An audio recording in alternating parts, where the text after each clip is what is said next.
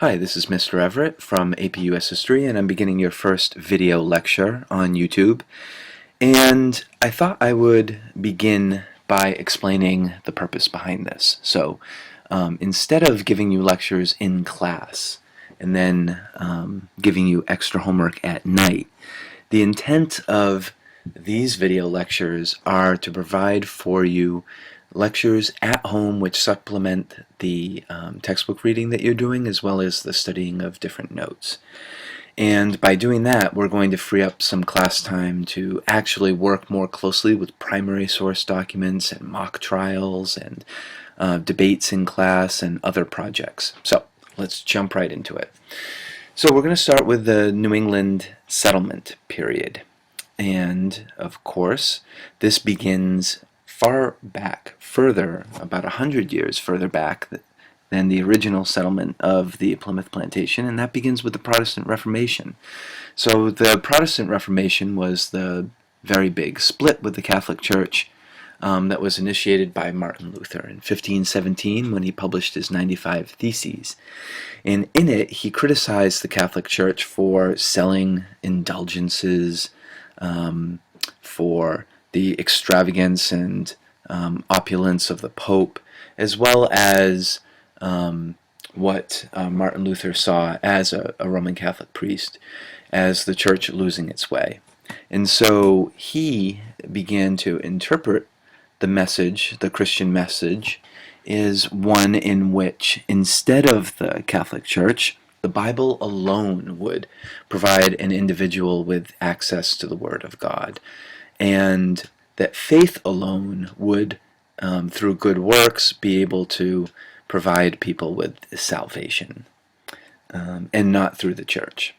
So, after Martin Luther, we have John Calvin, who also laid down some very important ideas, building on what Luther began, by going over the idea in the Christian theology that both God was all-powerful, but humans were weak and wicked. Now, Calvin took this a step further by saying that one of the main themes in Protestant faith was predestination.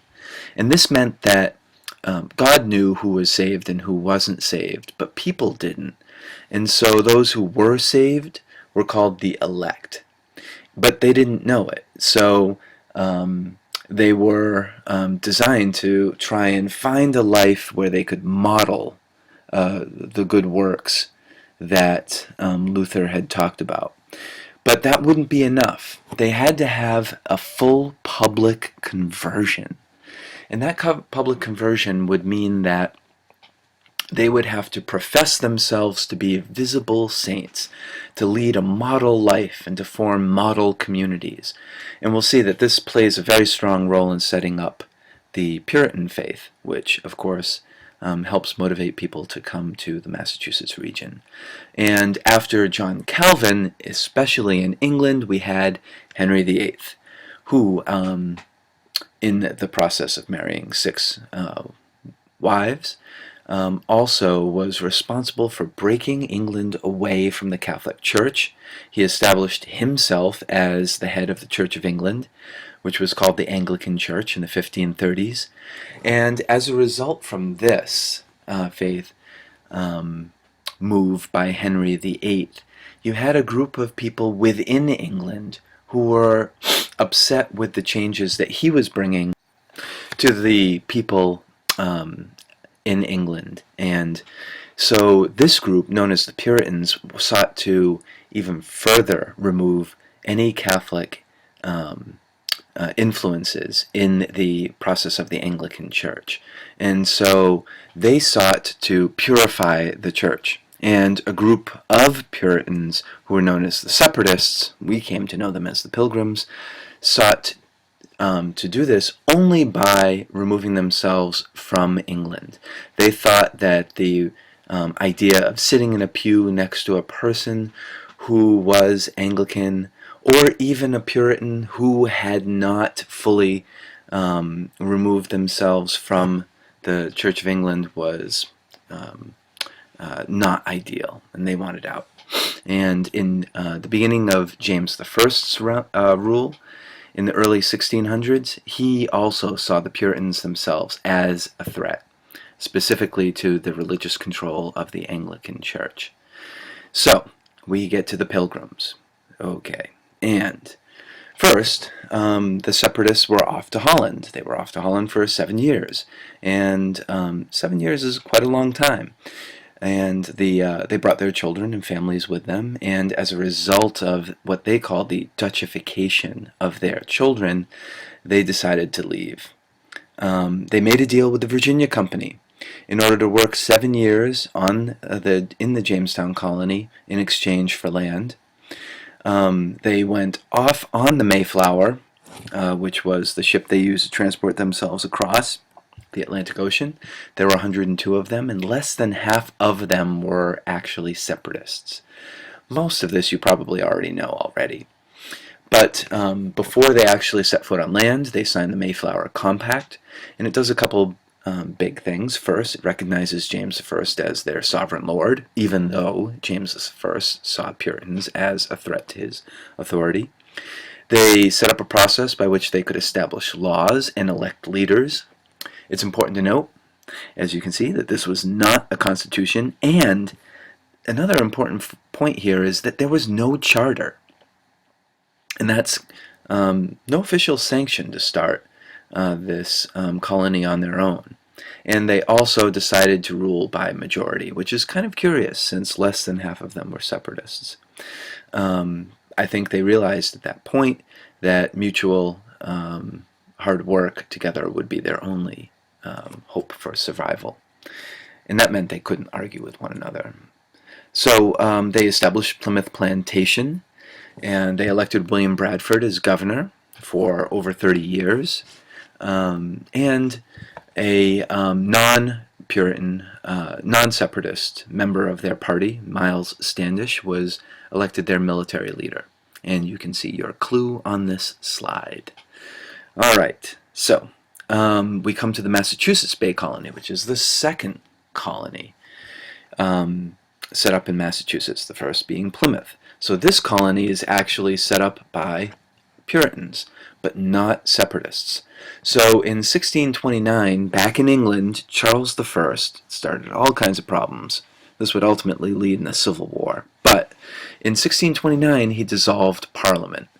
And he also, in 1629, decided to grant a group of Puritans, thousands of Puritans, the royal charter to set up a colony in Massachusetts, north of where the Plymouth Plantation colony was. So they get there in 1631. About 2,000 of them establish the first settlements in Boston, and within a few years, up to 15,000 more were arriving. Of course, back in England by 1642, Charles I had been beheaded, and we had erupted war in England between Oliver Cromwell and the Puritan reformers, as well as those who supported the king. Back in Massachusetts, in Boston, John Winthrop was elected governor for 19 different years. And John Winthrop is kind of an interesting chap, because he, in writing a book on Christian theology, reinforces two basic ideas that become important for the Puritans. The first is something known as covenant theology. And similar to the Jews, the Puritans believed they had a special relationship with God, and they had a special promise or a special mission, and this is what they called their covenant. Second was the idea that Winthrop was advancing this special mission, this idea that as Calvinists, the Puritans had to lead a model life. They had to form a model community. And so Winthrop writes about this shining city upon a hill to which all eyes of the world will turn. And it's kind of odd because, he has no idea what kind of colony he's going to set up. This is before they originally land. But you can see within the Puritans this idea for a special mission. what happens in the Massachusetts Bay Colony is that it becomes very prosperous. They set up a strong economy based on fishing, shipbuilding, fur trade, lumber, and small farms. So, we come to the next part, which is religion and politics in these two colonies. So the important point is that if you were a free adult male, then you had a governing authority open to you, which meant you could vote. But it wasn't really very open. Okay? If you didn't go to church, you couldn't vote. And if you weren't a member of the Puritan church, you could not vote. Okay, you had to be a visible saint. And by that, you had to have an open public conversion, and you had to demonstrate that you were leading a model life. You also had to attend town meetings, and all adult men could attend the town meetings and vote there. Of course, you had to be members of the church. But it's important to point out that even though there were town hall meetings, there was no direct democracy. In fact, John Winthrop, who was the governor of Massachusetts Bay Colony at the time, he hated the idea of democracy. He did not trust the common people, and more importantly, he, as well as other Puritan leaders, they did not want non-Puritans voting. And that was that. I mean, there was no way around it. There was a very strong relationship between church and state. The collection of taxes supported the church, and many politicians supported and enforced religious laws. And that's kind of important. We'll come back to that theme in a little bit. Okay, if you were going to speak out against the church, that was not allowed. And there were strict penalties that were enforced as a result of that. We'll talk about that in the next slide.